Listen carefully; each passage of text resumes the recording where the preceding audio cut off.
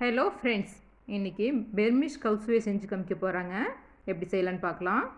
அதுக்கு 6 பல் பூண்டு, மீடியம் சைஸில் பெரிய வெங்காயம் 2, சின்ன துண்டு இஞ்சி, பச்சை மிளகாய் 2, கொஞ்சமாக தண்ணி ஊற்றி மையை அரைச்சி எடுத்துக்க போகிறேன்.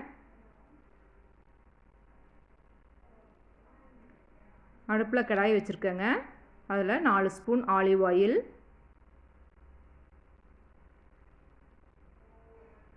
இப்போ அரைச்சி வச்சுருந்த விழுதை வந்து சேர்த்திக்கிறேங்க. நல்லா கலந்து விட்டுக்கணும். இப்போ மசாலா சேர்த்திக்க போகிறேன். 1/4 ஸ்பூன் மஞ்சத்தூள், தனியாத்தூள் 1 ஸ்பூன்,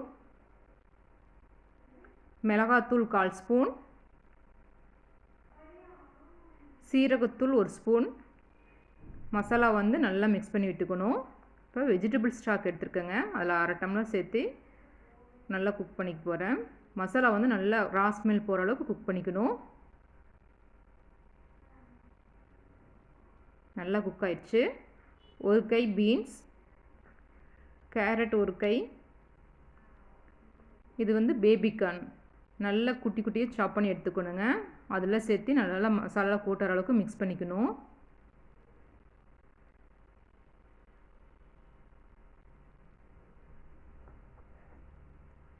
இப்போ வெஜிடபிள் ஸ்டாக் வந்து 1 கப் ஊற்றி நல்லா வெஜிடபிள்ஸ் குக் ஆகிற அளவுக்கு குக் பண்ணி எடுத்துக்கணும்.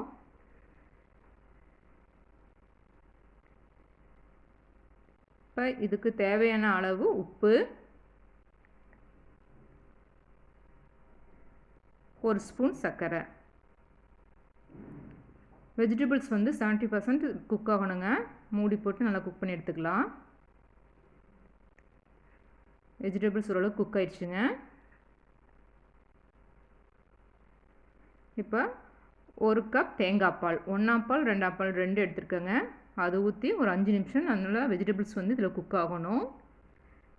இப்போ வந்து ஃப்ளேம் வந்து மீடியம் ஹீட்டில் வச்சுக்குங்க. ஒரு 5 நிமிஷம் கழித்து பார்க்கலாம். மூடி போட்டுக்கலாம். நல்லா குக் ஆயிடுச்சுங்க. நம்ம ஸ்டாக் ரெடி ஆயிடுச்சு. இப்போ ஆல்ரெடி நான் குக் பண்ணி வச்சுருந்த நூடுல்ஸ் எடுத்துருக்கேன். அதில் பூண்டும் வெங்காயமும் வந்து ஆயிலில் நல்லா ஃப்ரை பண்ணி எடுத்துக்கணுங்க. இந்த டிஷ்க்கு வந்து டேஸ்ட்டே அதுதான். இப்போ வேர்க்கடலை, ஃப்ரைடு ஆனியன், இது வந்து சில்லி ஆயில். இதெல்லாம் உங்களுக்கு எவ்வளோ வேணுமோ அவ்வளோ சேர்த்திக்குங்க. இதெல்லாம் சேர்த்தும் போது டேஸ்ட்டு சூப்பராக இருக்கும். வேர்க்கடலையெல்லாம் வந்து சைடில் கிடைக்கும் போது டேஸ்ட் நல்லாயிருக்கும். இப்போ நம்ம குக் பண்ணி வச்சுருந்த வெஜிடபிள் ஸ்டாக்கு இதெல்லாம் சேர்த்து சாப்பிட்டு பாருங்கள். எம்மியாக இருந்ததுங்க. நம்ம நார்மலாக நூடுல்ஸ் செஞ்சு சாப்பிட்றத விட இது டேஸ்ட்டு சூப்பராக இருந்துச்சு. நம்மளுடைய பர்மீஸ் கவ் சூய் ரெடி ஆயிடுச்சுங்க.